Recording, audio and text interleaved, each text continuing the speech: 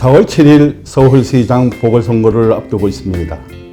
IMF보다 더 어렵다는 코로나19를 경험하며 시민들은 정권 심판보다는 당장 미친 집값, 세금 폭탄을 해결해 줄 수 있는 시장을 원하고 있습니다.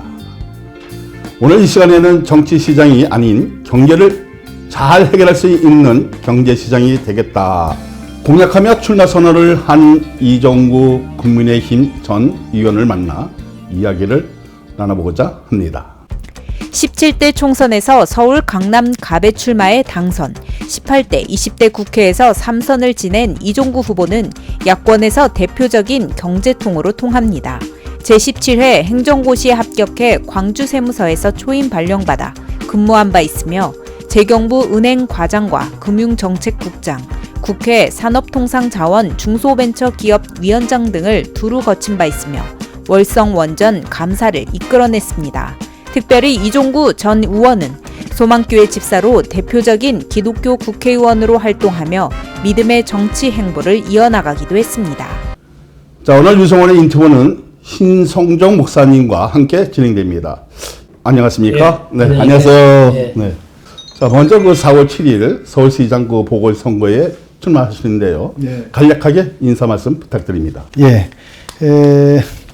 저는 원래 이제 공무원으로 출발을 해가지고 강남에서 국회의원을 이제 3번을 지냈습니다. 근데 이번에 서울시장에 나온 것은 제가 올해 공직 생활을 한 28년 동안 해가지고 행정 경험이 있고 또 제가 서울 시민들이 지금 제일 아쉬워하는 것이 경제 문제 아니겠습니까? 집값이 너무 오르고 세금은 세금 폭탄이고 일자리는 절벽이고 그러니까 그러한 문제에 대해서 대안을 가지고 선거에 임하는 그러한 입장입니다. 그래서 잘 이러한 문제를 서울 시민과 함께 풀어나갈 수 있는 그러한 경제시장, 민생시장을 목표로 해서 제가 출마를 했습니다. 네. 그러니까 지금 집사님이시니까 집을 살 수 있도록 저 같은 사람이 지금 주택이 없거든요. 주택이 없을 정도니까 얼마나 지금 여기 힘든가 하는 걸 알 수 있어요. 그래서 이제 바라기는 많은 사람들이 제 집을 가지고 크든 작든 제 집을 가지고 사는 그런 사회, 그런 사회가 될 수 있기를 정말 바라면서 오늘 여기 나왔습니다. 목사님만의 이제 고민이 아니고 서울 시민들이 모두 가지고 있는 고민이고 특히 어렵게 사시는 분들, 그 어렵게 사시는 분들이 집을 마련할 방법이 없어요. 그 집값이 너무 그동안에 많이 뛰었고 또 은행에서는 그 LTV라고 그래가지고 loan to value 그래서 40%까지밖에 대출을 안 해줘요. 그러니까 제가 지금 추진하고자 하는 거는 3억짜리 예를 들면 3억짜리 12평이나 15평짜리 집 이런 거면 신혼부부가 살 수 있고 애 하나 데리고 살 수 있는 그런 집이거든요. 최소 안에 예, 아주 작지만 단단하고 팬시한 그러한 주택을 갖다가 지어서 정부가 얘기하고 있는 그 임대주택 그것도 좀 필요합니다. 그렇지만은 평생 처음 집을 갖고자 하는 사람들이 임대에서 살기 싫거든요. 자기 집을 갖고 싶지. 예? 그러니까 그러하게 작아도 작아도 내 집이다 이거예요. 그래서 그걸 하기 위해서 지금 일반 은행들이 40% 아까 말씀드린 LTV 같은 경우에는 40%밖에 대출을 안 해주니까 서울시에서 출연을 해가지고 서울신용보증이라는 게 있습니다. 그러니까 서울신용보증이 은행에다가 보증서를 발급해가지고 이 은행이 40%를 더해가지고 이렇게 보증서 대출을 해주겠다. 근데 장기 저리를 하는 겁니다. 그러니까 5년 거치 기간도 있고 5년 거치 10년 분할 상환 이런 식으로 하면은 80%까지 해준다. 그리고 이거는 거치 기간이 있기 때문에 장기 저리니까 싸잖아요. 예? 대신에 서울시가 서울신보에다가 3천억을 출연을 하면은 15배까지, 3천억에 15배면 4조 5천억입니다. 4조 5천억까지 이 보증서를 발급을 할 수 있거든요. 그래서 이런 구조를 통해 가지고 최대 80%까지 지원을 하면은 3억짜리 집이면은 6천만 원만 있으면은 집을 장만할 수가 있다. 물론 서울시가 좀 보조를 하는 거죠. 이 보증이라는 걸 제도를 통해서. 이런 식으로 하면은 신혼부부 또 서민으로서 평생 생애의 첫 주택을 가지시는 분들, 그러니까 어려우신 분들입니다. 다들 그런 분들을 위한 활로가 될 것이다.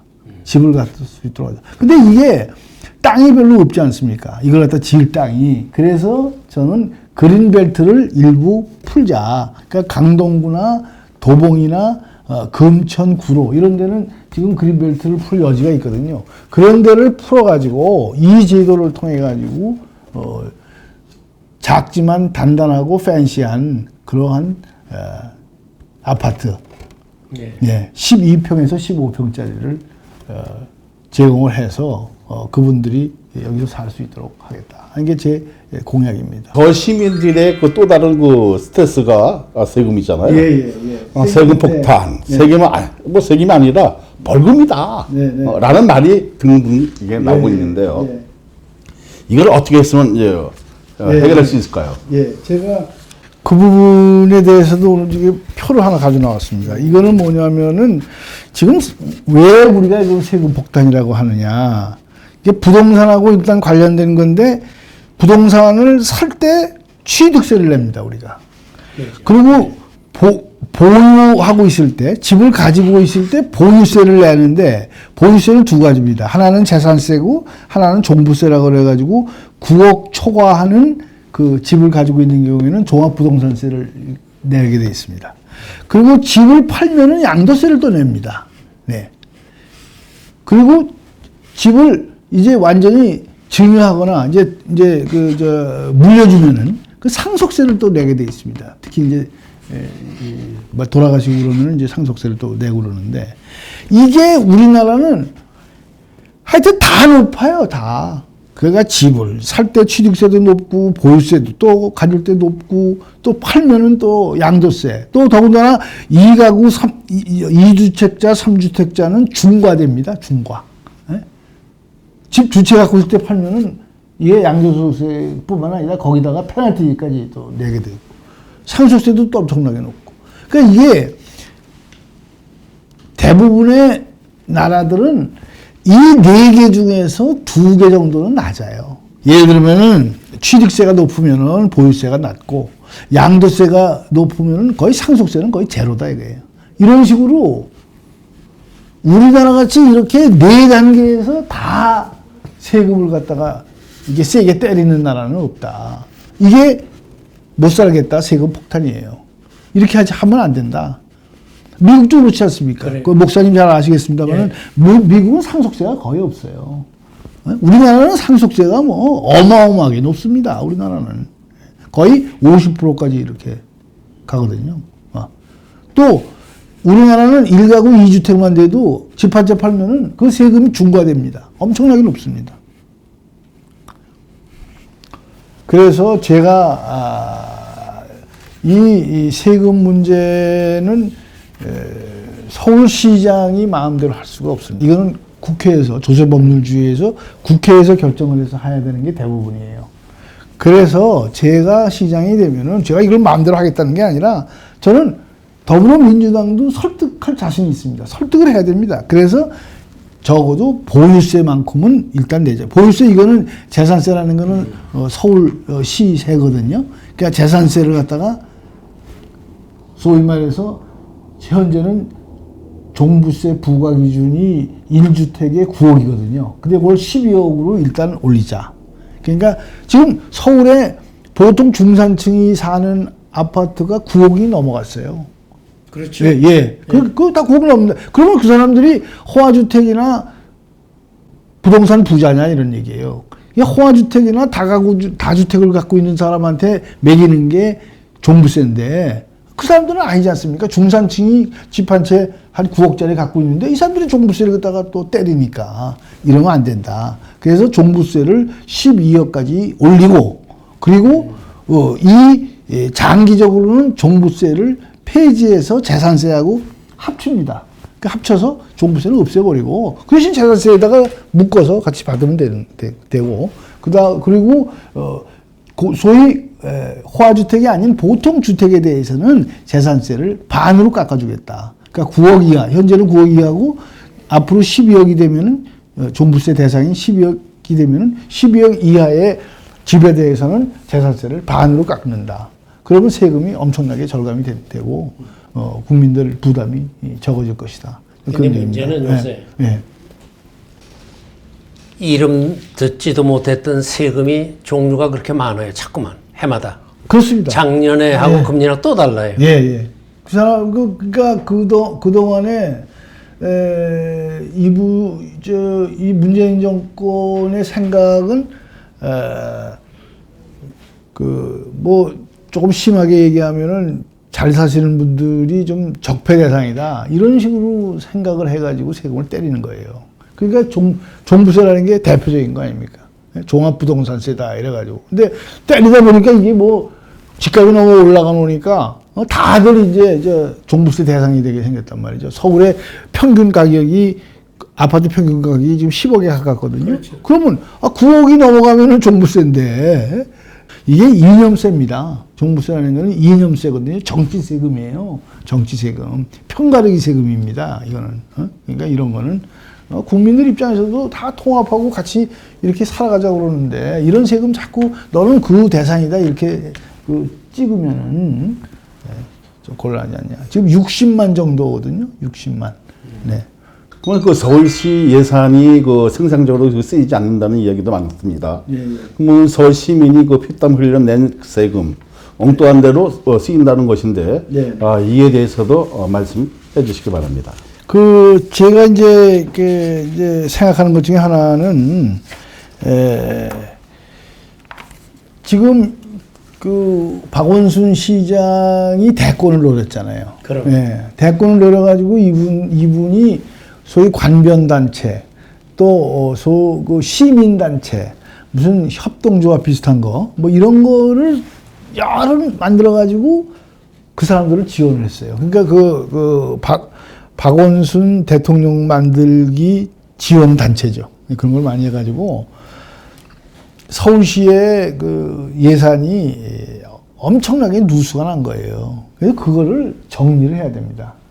그러니까 물론 뭐 옥석을 가려야 되겠죠. 그걸 뭐 다 그냥 뭐 이건 아니다 이건 아니지만은 그러한 정치 성향을 띠고 했던 그런 단체들이 쓴 돈 이런 거는 좀 정상화를 해야 되고 이제 그러한 돈을 가지고 우리가 서울시의 일자리 문제 또 청년 실업 문제 이런 거를 해결할 수 있는데 돈을 써야 된다 그렇게 생각을 합니다. 청년 체감 실업률이 24%가 넘는다고 이제 이런 얘기들이 이제 뭐 언론에서 나오고 있잖아요.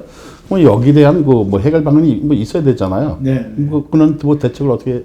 저는 그래가지고 제일 핵심적인 거는 대학교가 서울에 많이 있습니다. 그 대학교하고 그러니까 산학 협동을 해야 된다.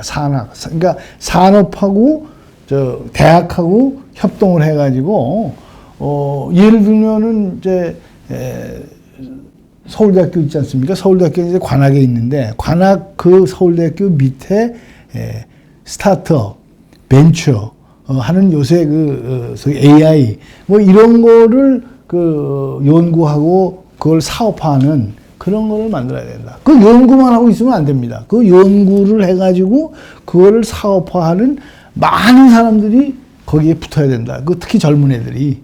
그래서 산학 협동을 통한 혁신 거버넌스라고 보통 얘기를 하는데 그거를 대학교가 서울에 많이 산재해 있으니까 대학마다 그런 걸 만들어야 된다. 그리고 거기서는 뭐 꼭 무슨 그런 산학하고 라고 그래가지고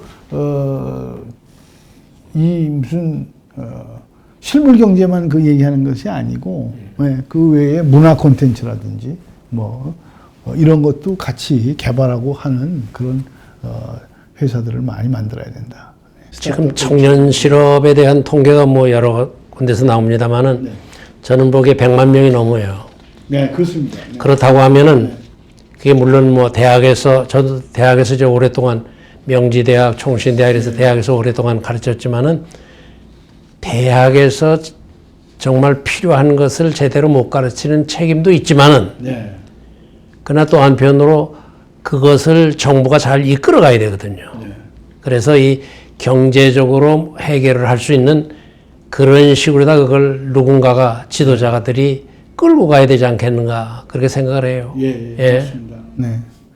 그래서 지금 그쪽 분야가 그러니까 대학이 지금 우리나라의 산업, 특히 산학 협동을 통해 가지고 할 일이 진짜 많습니다. 근데 우리나라 대학은 그런 걸 못 하고 있어요. 그래서 참 안타까워. 그러니까 대학도 잘못됐지만은 예. 그것을 이끌어가는 건 정부예요. 예. 예? 서울은 서울시장이 지금 서울이 뭐 전체를 이끌어 가잖아요. 그러니까 서울시 난 대통령보다 서울시장이 더 중요하다고 생각해요. 예? 중요한 자리죠. 예? 또 우리 서울 시민들만 제대로 살게 하면 다른 데는 따라가요. 예. 제발 정치는 좀 멀리 하시고 네. 경제 문제를 해결을 해서 살만한 그런 나라. 네. 외국으로 이민 안 가도 우리나라에서 여기 살만한 어떤 그런 희망을 주는 그런 시장이 됐으면 좋겠어요. 예. 네, 그걸 부탁을 드립니다. 네, 감사합니다. 네. 경제통을 만나 구체적인 계획과 비전을 듣다 보니 용기와 힘을 얻게 되는 것 같습니다. 바쁜 시간 내주신 이정구 후보님, 신종종 목사님 감사합니다. 자, 지금까지 내 삶이 힘이 될 경제시장 이정구라는 타이틀로 서울시장 보궐선거에 나선 이정구 후보를 만나봤습니다. 감사합니다. 예, 감사합니다.